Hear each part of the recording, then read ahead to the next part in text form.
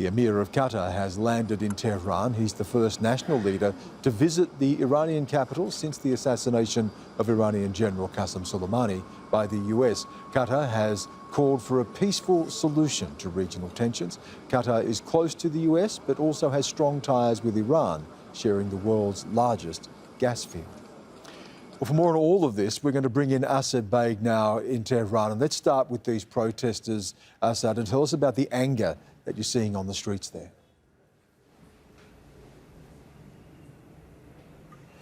Yes, many people have been angry and frustrated after the Revolutionary Guard admitted that it was their missile that brought down the Ukrainian airline. Now, came after days of denial from the government, but it wasn't just denial, it was statements made by the speaker, the government spokesperson, the foreign ministry spokesperson, saying that the United States was lying. We heard them say that the Western media was engaged in suspicious propaganda. We heard them saying that all this was false rumors. We even had the head of the aviation authority here say that it was scientifically impossible and illogical that a missile had brought down the airline. But yesterday, the Revolutionary Guard came out, the president came out and said that it was a mistake, it was human error, and they apologized. And the Revolutionary Guard, the head of the Revolutionary Guard Aerospace Division, took to state TV and apologized and explained what happened. But people are still angry. They want accountability and they want justice. And last night there were some protests in Tehran, mainly at two university campuses,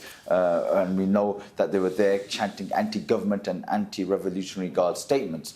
But also the British ambassador to Iran was at that protest, that vigil. It started off as a vigil and turned into a protest, and he was detained for a short while and then released. Now, he's tweeted out this morning, and what he said was he confirmed that he was at the vigil to pay his respects. Some of the victims were British. He said he wasn't at the protest, but he left 5 minutes after 5 minutes when people started chanting. He was detained half an hour later after leaving, and he said that arresting diplomats is, of course, illegal in all countries. Asad, critical to all of this is accountability and justice.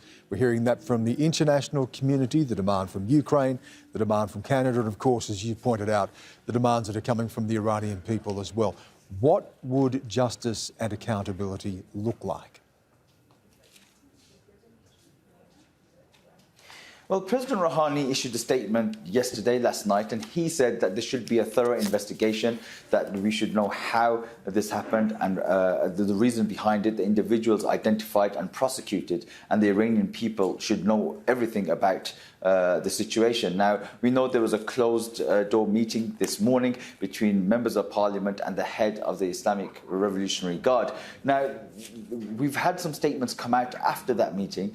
We know that the head of the Revolutionary Guard was asked about why the airspace was not closed down, considering that just hours before Iran had fired missiles at US targets in Iraq. Now, he said that the Revolutionary Guard are not in charge of civilian flights, and the IRGC doesn't have any responsibility to stop them. But that won't satisfy a lot of people, because someone should have made the decision to close down the airspace. So there will be an investigation. We understand that the National Security Committee will be putting together a report. But also regional countries are concerned. As you said, the Emir of Qatar is visiting, and the Foreign Minister was here just last week asking for restraint and trying to calm the situation.